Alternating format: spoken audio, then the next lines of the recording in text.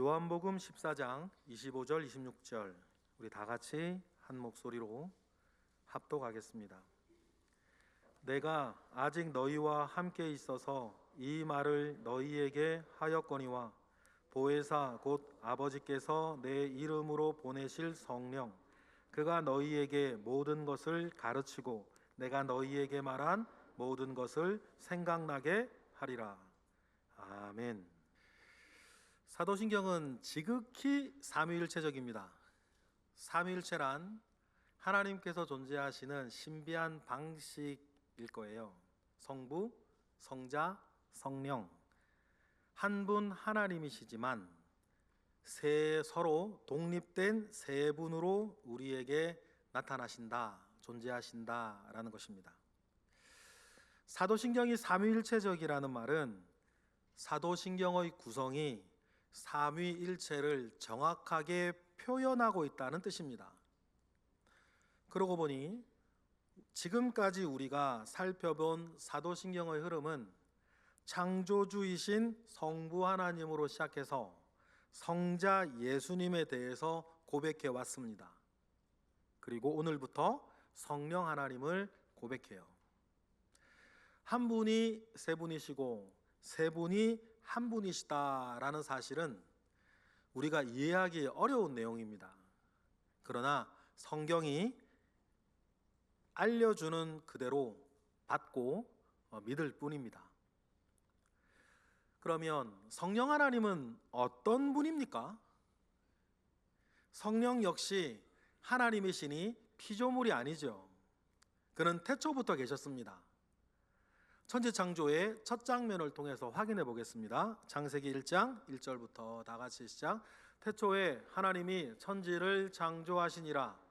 땅이 온돈하고 공허하며 흑암이 깊음 위에 있고 하나님의 영은 수면 위에 운행하시니라.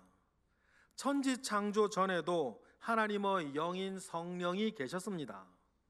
성령은 성부 하나님이나 또 다른 무엇으로부터 창조된 분이 아닙니다. 그러면 이렇게 존재하시는 성령님은 어떤 일을 하실까? 여러분, 성령은 자동차에서 기름이 하는 일을 하시는 것이에요. 아무리 비싸고 성능이 좋은 자동차라도 연료가 채워져야 움직일 수 있듯이 우리의 신앙생활도 성령이 있어야 가동되고 진짜가 됩니다. 그러니 성령으로 나를 채우되 기왕 만땅으로 채워두는 것이 좋아요. 나를 만땅으로 세워준다는 말을 뭐라 그래요? 성령 충만이라 그러는 거예요. 성령은 설명하고 증명하는 대상이 아닙니다. 성령에 대한 이야기들을 할 때 그래서 중요한 건 설명이 아니고 체험이에요. 성령을 받는 것, 체험하는 것은 몇몇 극소수의 사람에게만 해당되는 특별한 일이 절대로 아닙니다. 지금 이 자리에만도 성령을 체험한 분들이 많이 계시잖아요. 성령 충만을 체험하면서 그러면서 믿음이 확실하게 서갑니다. 성령을 받고 체험한 사람이 많다는 것은 혹시 이 자리에 성령을 체험한다, 성령을 받는다, 성령 충만한다 이 말이 무슨 말인지 아직 모르겠는 사람한테는 희망이 돼요. 나도 성령 충만할 수 있다는 가능성이 됩니다. 왜냐하면 성령을 체험하고 성령을 받고 성령 충만했다는 사람들을 보면요, 확실한 거 하나가 뭐냐면 나랑 그렇게 다르질 않아요. 나보다 그렇게 잘난 것도 없고 나보다 그렇게 대단한 것도 없어요. 똑같은 우리와 똑같은 사람들이에요. 그런데 나랑 똑같은 감남을려 같은 사람들이 성령을 받고 성령을 체험하고 성령 충만한 경험을 가지고 있다면 뭐도 나도 그럴 수 있다는 뜻이 되는 거예요. 체험이 절대적인 것은 아닙니다만 우리에게 신앙적인 체험은 소중합니다. 체험이 없이 우리 신앙이 활력을 얻을 수가 없기 때문이에요. 여러분, 우리가 교회에서 철학을 공부하는 것이 아닙니다. 우리가 교회에서 어떤 사상이나 지식을 배우는 것이 최종 목적이 아니에요. 우리에게는 살아계신 하나님에 대한 체험, 특히 성령에 대한 체험이 중요해요. 그러면서 그 모든 것들이 와, 진짜구나, 진짜 하나님이 살아계시는구나, 성경에서 말하는 모든 것이 정말 사실이고 참이구나라는 것을 체험해 나가면서 알게 되는 거예요. 그러다 보니까는 2000년 내내 기독교 신앙을 부정하고 억압하고 박해하고 유식하고 똑똑한 말로 뒤집으려 하고 부정하려 하고, 그렇게 아무리 애를 쓰고 노력을 해도 내 속에 하나님 체험이 있는 걸 어떻게 해? 무슨 말인지 아시겠어요? 내 속에 하나님 체험이 있으니 아무리 어떤 이야기를 그럴싸하게 얘기를 해도 기독교 신앙이 사람들의 가슴 속에서 뒤집어지지 않는 거예요. 제가 얼핏 보아도 여기에 계시는 분 3분의 2는 그런 경험이 있으시단 말이에요. 이와 같이 체험은 우리의 믿음이 진짜인 것을 알게 하는 중요한 요소예요. 그리고 좀 전에 말씀드렸던 것처럼 그리스도인에게 성령을 체험하는 것은 흔한 일이에요. 그래서 기독교를 체험의 종교라고도 해요. 그러다 보니 우리 주변에, 우리 여기에도 방언하시는 분들도 많고, 지금도 성령으로 충만한가와는 별개로 성령 충만이라고 하는 단어를 이야기하면 그것이 무슨 말인지 아는 분들이 여기 절대 다수란 말이에요. 오순절 마가다락방에 처음 내렸던 성령으로 교회가 시작된 이래 지금까지를 성령의 시대라고 말해도 무방합니다. 여러분, 다시 한번 강조할게요. 우리는 성령 받도록 성령 충만을 사모해야 합니다. 성령이 임하면 모든 것이 바뀌어요. 마른 뼈와 같은 마음이 하루아침에 바뀝니다. 도저히 감당할 수 없는 문제들이 별것 아닌 것이 돼요. 그 어떤 것도 여러분을 짓누를 수가 없을 거예요. 모든 것을 이기게 하고, 모든 것을 인내하게 하고, 모든 것을 사랑하게 하고, 그것을 보고 다른 박질하게 하는 그 힘은 성령이 주신단 말이에요. 그래서 예수님께서도 이 땅에 계실 때에 성령을 소개하셨는데, 성령을 소개하실 때 다음과 같이 소개하셨어요. 요한복음 16장 7절로 읽어보겠습니다. 시작. 그러나 내가 너희에게 실상을 말하노니 내가 떠나가는 것이 너희에게 유익이라. 내가 떠나가지 아니하면 보혜사가 너희에게로 오시지 아니할 것이요 가면 내가 그를 너희에게 보내리니 라고 얘기를 하세요. 먼저 여기에서 예수님은 성령에 대한 중요한 가르침을 두어 가지 주시는데, 자신은 떠나가고 성령이 오는 것이 너희에게 유익한 일이라고 말씀하시면서, 그리고 내가 떠나고 너희에게 오는 그 성령을 뭐라고 주님은 부르셨냐면 보혜사라고 부르셨어요. 어려운 단어죠, 보혜사. 오히려 영어 성경이 더 쉽게 번역을 했는데 영어 성경은 The Counselor 이렇게 번역을 했어요. 우리를 돕는 이요, 우리를 상담하시는 이다. 성령을 참 잘 표현한 번역이에요. 보혜사 성령은 우리의 신앙을 참되게 만들어 갑니다. 그리고 우리의 신앙을 능력 있게 만들어 가요. 그리고 여러분을 위로하고 여러분을 책망하고 여러분들을 세워 주십니다. 그는 진정한 우리의 카운슬러예요. 성령은 우리를 참되게 하고 능력 있게 하고 바르게 인도하기 위해서 가장 먼저 우리에게 하시는 일이 두 가지가 있는데, 그것이 오늘 본문이에요. 성령이 우리를 이끌어 가실 때 하시는 일은 우리를 가르치고, 또 두 번째, 하나님의 말씀을 생각나게 하신다. 이는 성령이 하시는 일에 대해서 주님이 소개하실 때에 굉장히 중요한 대목이죠. 우리 요한복음 14장 25절부터 읽어보겠습니다. 시작. 내가 아직 너희와 함께 있어서 이 말을 너희에게 하였거니와 보혜사 곧 아버지께서 내 이름으로 보내실 성령, 그가 너희에게 모든 것을 가르치고 내가 너희에게 말한 모든 것을 생각나게 할 것이다. 여러분, 한국 교회 안에는 성령에 대한 좀 오해가 하나 있는데, 성령 하면 다 불로 그거만 생각하신다는 거예요. 물론 그것도 성령이 하시는 중요한 일이지만, 문제는 뭐냐면 성령의 역사를 다 불로만 생각한다는 거예요. 그런데 예수님께서 성령께서 너에게 오시면 중요한 두 가지를 하실 거라고 말씀하실 때 일단 불로는 없어요. 그 사도행전에 나오는 거고, 예수님이 처음으로 성령을 소개하실 때 성령은 너희를 가르치실 것이고 나의 말이 생각나게 할 거다, 그렇게 이야기해 주셨어요. 여기에서 여러분 특히 중요한 게 뭐냐면 말씀을 생각나게 해주신다는 부분이에요. 여러분, 어느 때라도 말씀이 생각나야 됩니다. 강할 때나 약할 때나 말씀이 생각나서 중심을 잡으셔야 돼요.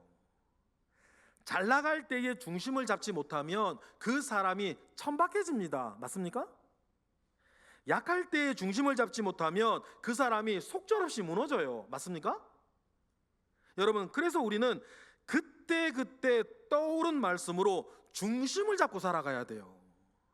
그래서 여러분, 우리에게 성경 통독, 성경 읽기가 중요하고 매일의 묵상이 중요하고 성경 공부 시간이 중요하고 지금과 같은 설교 시간이 중요해요. 왜냐하면 우리 속에 떠오를 말씀들이 쌓여가는 시간이니까. 여러분, 내 속에 쌓여있는 말씀이 없다는 것은 성령이 오셔서 생각나게 할 말씀도 없다는 뜻이 돼요. 그런 사람들이 있단 말이에요. 미천이 있어야 장사를 한다고 생각나게 하시는 성령께서 우리에게 오셨는데 생각나게 할 말씀이 그 사람은 안 쌓여 있어. 그러면 어떻게 할까?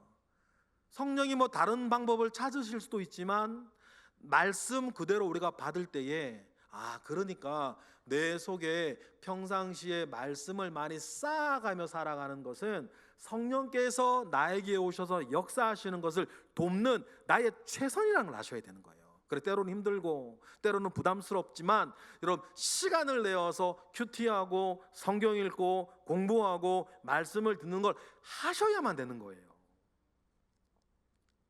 그리고 무엇보다도 중요한 것, 쌓여있는 말씀을 떠오르게 하는 이가 누구시라고요? 성령이시라고요. 떠오르는 그 말씀으로 여러분을 살리고 여러분을 인내하게 하고 여러분을 이기게 하신다. 최근에 어느 장로님으로부터 간증을 들었어요. 사업을 하다가 망하셨고요, 사업을 다시 일으키기 위해서 안간힘을 내며 버티던 중에 아내가 덜컥 암에 걸리고 말아요. 담도암 4기 판정을 받아요. 5개월밖에 살지 못한다는 의사의 소견을 듣습니다. 하늘이 무너지는 것 같다 그랬어요. 자신에게 왜 이런 일이 생기는지 납득이 되지 않는다 그랬어요. 눈치껏 적당히 이어가던 교회 생활이었지만 나름 성실히 했었고 딱히 큰 죄를 범한 것도 없는데 억울한 마음에 하나님께 따져 물었대요. 하나님, 왜 접니까? 그분 말씀 그대로, 하나님 왜 접니까? Why me? Why me? 하나님께 외치면서 왜 저냐고 하나님께 몸부림을 치며 기도하셨대요. 중환자실 무균실에서 인공호흡기에 의존해 누워있는 아내 옆에 앉았습니다. 하나님 왜 접니까? 이렇게 탄식하고 있을 때 침대에 누워 신음하고 있는 아내를 위해 자기가 해줄 수 있는 것은 아무것도 없다는 철저한 무능함에 사로잡혀 있는 그때 그분의 입에서 툭 하고 흘러나오는 찬양이 하나 있더랍니다. 내가 할 수 있는 것은 오직 감사와 기도. 그 찬양을 갑자기 하시게 됐대요. 이 찬양을 신음하고 있는 아내 시신 옆에서 두 손을 들고 흐느끼며 부르셨대요. 5개월밖에 살지 못한다는 아내는 3년을 버티다가 결국 재작년에 하나님 품으로 가셨습니다. 이제 당사자 장로님은 슬픔을 딛고 예수 사랑으로 이웃을 섬기며 참 멋지게 사세요. 그러다가 정작 본인도 폐섬유증으로 얼마 살지 못한다는 이야기를 병원에서 들어요. 하지만 많은 것을 성령의 은혜로 이겨온 그에게 그게 문제가 되지 않아요. 올해 들어 재검진을 받으니까 병이 악화되지도 않았고 그래서 숨도 덜 차고 해서 6개월마다 병원에 와서 검진만 받으라고 얘기를 들었다고 합니다. 그런 위태위태한 가운데 있는데도 그 장로님 보면요, 힘차게 교회 섬기고 주의 종들 돕고 이웃에게 몸소 주님 사랑을 씩씩하게 보여주는 그 장로님 이렇게 곁에서 보면서 그 속에서 역사하고 있는 성령의 힘을 깊이 느꼈어요. 누가 본인의 뜻과 본인의 의지로 여러분 그렇게 되겠습니까? 그로하여금 그렇게 살게 하시는 성령의 힘이 눈앞에 떡하니 보이더라니까요. 저 역시 약한 자의 자리에서 저희 무능함 속에 아무것도 할 수 없는 처지를 이해할 수 있습니다. 저도 그래 본 적이 여럿 있으니까. 그러나 그때마다 성령께서는 저를 일으켜 세워주셨던 확실한 기억이 있어요. 제게도 주님 노래하게 하셨어요. 약할 때 강함 대신에 그 노래하게 하셨고, 그 찬양과 더불어 성령께서 저에게 생각나게 하신 말씀이 하나 있었죠. 고린도후서 13장 말씀이었어요. 읽어볼까요? 시작. 우리가 약할 때에 너희가 강한 것을 기뻐하고 또 이것을 위하여 구하니 곧 너희가 온전하게 되는 것이라. 그리고 지금까지 살아오면서 그동안 제가 하나님께 받았던 은혜들 하나하나가 생각나게 하셔요. 감사하게 하셨고 안심하게 하셨고 안도하게 하셨던 그 모든 순간들이 기억나는 거예요. 이런 간증이 제게만 있는 게 아니잖아요. 여러분에도 있으시잖아요. 그리고 그 약한 것 하나하나를 견뎌내고 이겨가면서 저는 잘하고 온전하게 되고 있다는 사실을 믿음으로 받아들이게 하셨어요. 누가요? 성령께서. 여러분, 이것이 성령께서 우리에게 하시는 일이에요. 여러분, 그는 생각나게 하십니다. 그래서 내가 가장 약할 때에 우리를 가장 강하게 만들어 가시는 분이세요. 이러한 은혜로 베드로도 살 수 있었습니다. 자신만만했던 베드로는 그날 밤 대제사장의 집 뜰에서 벌어진 법정에서 주님을 부인했습니다. 모든 것을 걸고 사랑하며 따르던 주님을 겁에 질려 부인하고 만 것입니다. 모든 것을 잃고 나락으로 떨어져 폐인으로 살든지 아니면 목숨을 끊든지 베드로에게 큰 시험거리가 닥쳐왔어요. 그러나 그때에도 베드로를 먼저 찾아오신 것은 성령이셨어요.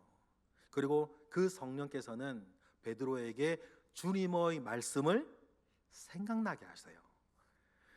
마태복음 26장 다 같이 시작. 이에 베드로가 예수님의 말씀에 닭 울기 전에 심히 생각나서 밖에 나가서 심히 통곡하니라.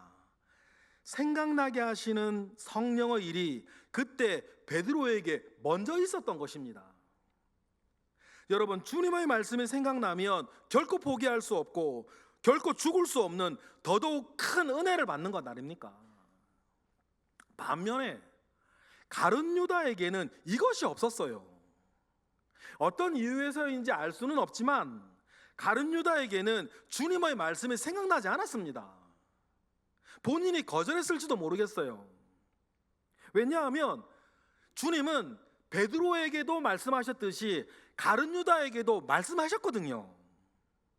예수님은 가룟 유다가 마음속에 품고 있는 은밀한 계획을 알고 계셨죠. 그리고 네가 마음에 먹고 있는 일을 하라고 주님이 먼저 이야기해 주셨어요. 예수님 최후의 만찬 때 우리 가룟 유다에게 해주셨던 말씀을 한번 보십시다. 이게 무슨 뜻인지 깊이 헤아려 보세요. 요한복음 13장 27절 시작.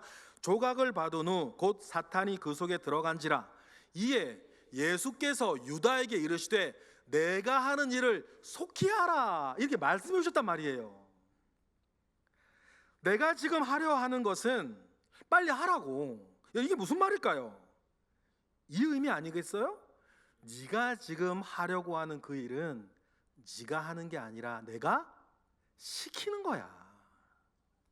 이걸 바꾸어 주세요. 이 말에는 그러니까 나중에 죽지 말고 내게 돌아오라는 말이거든. 그런데 유다에게도 찾아온 결정적인 그때 이 말씀이 유다에게는 생각나질 않았어요. 그래서 깊은 좌절감에 죄책감에 견디지 못하고 목을 메어 죽습니다. 성경에 보면 그때 그 줄도 끊어져 가지고 시신이 땅에 떨어져 배가 터져 죽었다 그래요. 그곳을 예루살렘 사람들은 아겔다마라 부르며 피바치라 부르며 저주했다 그러죠. 여러분, 베드로와 가룟 유다 사이에 다른 것이 뭐예요? 하나님의 말씀이 그때 생각이 나냐? 하나님의 말씀이 그때 생각이 안 났냐는 거예요. 그 깊은 죄책감과 좌절감은 극심한 후회는 둘 다 있었어요. 그런데 말씀이 생각난 베드로는 살아서 우리가 기억하는 위대한 사도가 되고, 말씀이 생각나지 않은 가룟 유다는 비참하게 죽어서 저주의 이름이 되고 말았던 겁니다. 그런데 여러분, 이처럼 말씀이 생각나게 하는 이 중요한 일을 누가 하신다? 성령이 하신다. 요한복음으로 다시 한번 14장 26절 시작. 보혜사 곧 아버지께서 내 이름으로 보내실 성령, 그가 너희에게 모든 것을 가르치고 내가 너희에게 말한 모든 것을 생각나게 하리라. 할렐루야.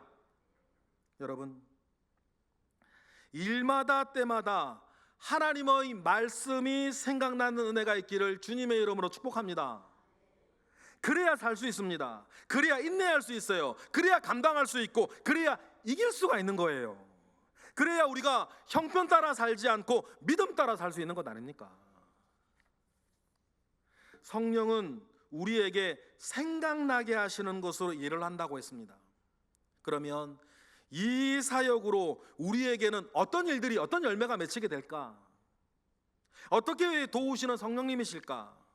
성령이 나를 도우실 때 일어나는 일들이 무엇인지 성경을 통해서 간략하게, 좀 많아요, 9가지만 간략하게 살펴볼게요. 왜냐하면 알아야지 우리가 성령을 사모하게 되니까. 첫 번째, 성령은 우리에게서 예수 그리스도를 영광스럽게 만들어 가십니다.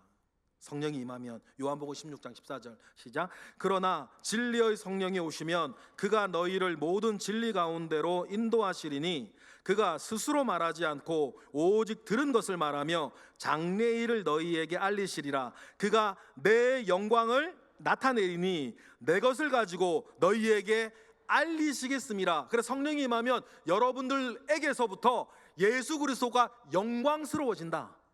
그러한 삶을 사시기를 바랍니다. 내 자랑하지 말고. 여러분 아시죠? 내 자랑 해봐야 결국 뒤에서는 험담밖에 더 듣습니까? 이거 있고 저거 있고 그거 하지 마세요. 그거 할 필요 없어요. 오직 나를 통해서 예수 그리스도가 영광 받으시기를. 두 번째, 성령이 우리에게 오시면 우리의 죄를, 의를, 심판을 알게 하신다 그래요. 이것을 알면 우리는 하루하루 주어진 순간에도 가장 의로운 길을 생각하게 돼요. 요한복음 6장부터 다 같이 보겠습니다. 시작. 보혜사가 너희에게 오시지 아니할 것이요 가면 내가 그를 너희에게로 보낼 건데, 보내면 어떤 일이 벌어진다? 그가 와서 죄에 대하여, 의에 대하여, 심판에 대하여 세상을 책망하실 것을 우리로 하여금 알게 되니 의를 알게 하시고 죄를 알게 하시고 심판을 내가 알게 하니까 오늘을 어떻게 우리로 살게 한다? 조심해서 살게 한다. 그리고 성령은 그리스도인의 양심 속에서 우리를 책망하십니다. 이것이 성령의 일이에요. 이 책망을 통해서 우리가 그리스도께 순종하며 살게 만들어 가세요. 성령께서. 고린도후서 12장 3절부터 읽어보겠습니다. 시작. 그러므로 내가 너희에게 알리노니 하나님의 영으로 말하는 자는 누구든지 예수를 저주할 자라 하지 아니하고 또 성령으로 아니하고는 누구든지 예수를 주라고 할 수 없느니라. 예수를 주라고 말하며 살아가는 사람이기에 예수님께 순종하며 살게 된다. 그리고 여러분, 무엇보다 중요한 것, 성령은 우리를 거듭나게 하십니다. 니고데모에게 주님이 하셨던 말씀으로 보겠습니다. 요한복음 3장 다 같이 시작. 예수께서 대답하시되 진실로 진실로 내게 이르노니 사람이 물과 성령으로 나지 아니하면 하나님의 나라에 들어갈 수 없느니라. 육으로 난 것은 육이요 영으로 난 것은 영이니 내가 내게 거듭나야 하겠다는 말을 놀랍게 여기지 말라. 바람이 임의로 불매 내가 그 소리는 들어도 어디서 와서 어디로 가는지 알지 못하나니 성령으로 난 사람도 다 그러하니라. 그러니 여러분, 우리를 거듭남으로 인도하시는 분은 성령님이세요. 다섯 번째, 성령님이 우리에게 오시면 우리가 하나님을 아버지로 인정하며 살게 하신다. 로마서 8장으로 보겠습니다. 시작. 무릇 하나님의 영으로 인도함을 받는 사람은 곧 하나님의 아들이라. 너희는 다시 무서워하는 종의 영을 받지 아니하고 양자의 영을 받았으므로 우리가 아빠 아버지라고 부르짖는데 어색하지 않는다는 거예요. 옆집 아저씨가 아무리 잘생기고 능력 있고 젠틀하고 착하고 맛있는 거 많이 사주고 해도 그 옆집 아저씨를 아버지라 부르면 이상해. 그렇죠? 그런데 우리에게 이상한 일이 하나 벌어졌어요. 듣도 보도 못한 하나님을 아버지라 부르는데 우리 이상하질 않아. 왜 그래요? 성령께서 하시는 일이에요. 그러면 진짜 아빠 아버지라고 내가 알게 하고 아빠 아버지라고 믿게 하고. 그래서 제가 저희 집에 있는 아이들 둘에게도 입버릇처럼 얘기하는 것이 있어요. 너희들에게는 아버지가 둘이다. 이상하게 듣지 마세요. 이상하게 듣지 마세요. 너희들은 아버지가 둘이다. 나도 아버지지만 하늘에 진짜 아버지가 있다고. 근데 여러분, 그것이 우리에게 얼마나 큰 힘이 되고 위로가 됩니까? 제 아들뿐입니까? 여러분들도 마찬가지. 여러분들에겐 아버지가 둘이다. 한 아버지는 생존하셨을 수도 있고 돌아가셨을 수도 있고, 그러나 우리에겐 영원한 아버지가 계신다라는 것입니다. 여섯 번째도 되게 중요한 성령의 일인데요. 성령은 여러분의 기도를 도우세요. 지금도 하늘 보좌에서는 예수님이 여러분을 위해 간구하시고 이 땅에서는 성령께서 여러분을 위해 간구하세요. 그래서 연약한 우리의 기도를 성령께서 도우신다. 로마서 8장으로 확인하겠습니다. 시작. 이와 같이 성령도 우리의 연약함을 도우시나니 우리는 마땅히 기도할 바를 알지 못하나 오직 성령이 말할 수 없는 탄식으로 우리를 위하여 친히 간구하시느니라. 마음을 살피시는 이가 성령의 생각을 하시나니 이는 성령이 하나님의 뜻대로 성도를 위하여 간구하심이니라. 믿으시면 아멘 하세요. 무엇을 믿으셔야 되냐면 지금도 하늘 보좌에서는 예수 그리스도께서 여러분을 위해 간구하시고 이 땅에서는 성령께서 여러분들을 위해서 간구하신다. 얼마나 이 성령의 역사 말이에요. 이런 모든 일련의 과정을 통해서 성령은 결국 우리 뭐뭐의 행실을 죽이게 하십니다. 이것이 일곱 번째예요. 읽어볼까요? 로마서 8장 13절부터 시작. 너희가 육신대로 살면 반드시 죽을 것이로되 영으로서 뭐뭐 행실을 죽이면 살리니 무릇 하나님의 영으로 인도함을 받는 사람은 곧 하나님의 아들이라. 그래서 성령은 우리가 몸의 행실을 죽이고 영의 행실을 쫓아 나로 살도록 계속 이끌어 가신다. 그리고 성령은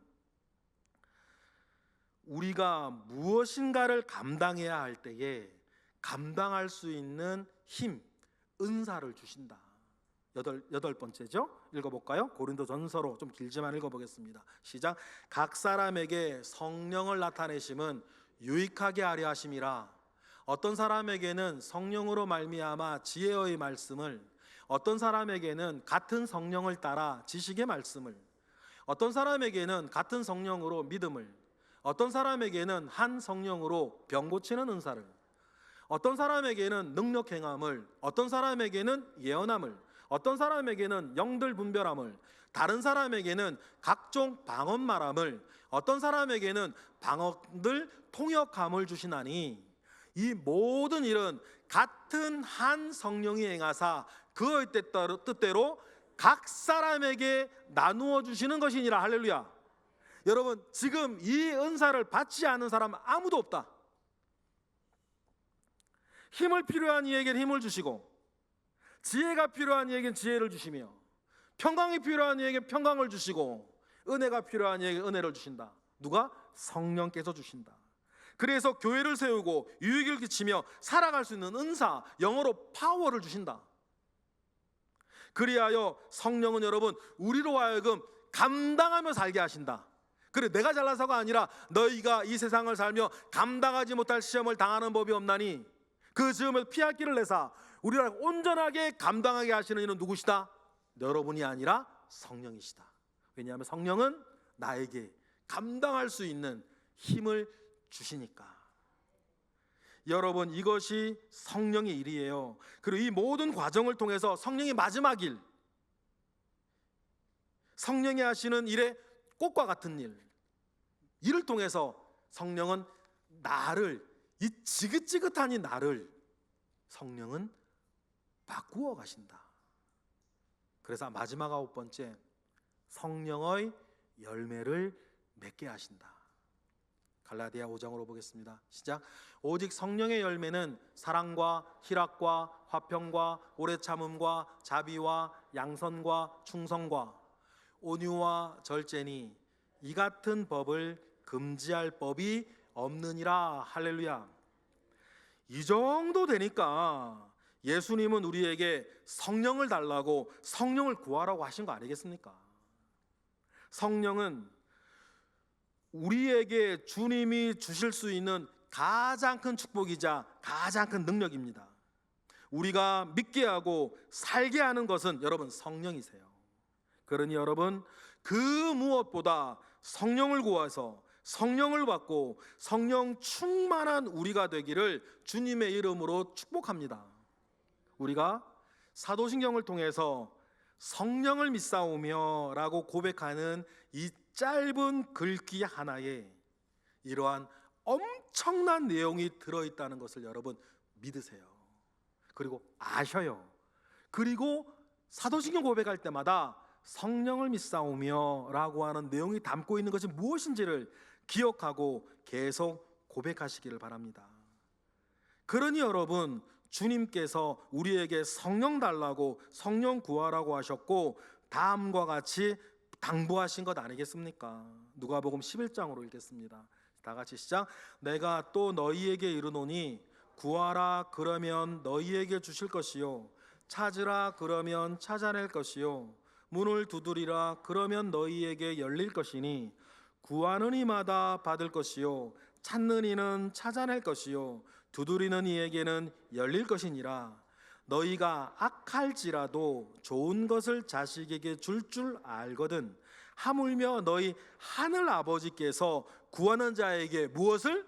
성령을 주시지 않겠느냐 하시니라. 믿으시면 아멘. 여러분, 오늘 말씀을 마무리하면서 예수 믿고 성령 받지 못하면 고하다라고 하는 말이 있어요. 어떻게 생각하세요? 예수 믿고도 성령 받지 못하면 고하래요. 부모의 도움 없이 혼자 버티고 살아야 하니 얼마나 힘들겠습니까? 정작 본인이 안 믿어지고 사라지지 않으니 본인은 또 얼마나 힘들겠어요. 여러분, 그에게는 다른 게 필요한 게 아닙니다. 뭐가 필요하죠? 성령이 필요한 거예요.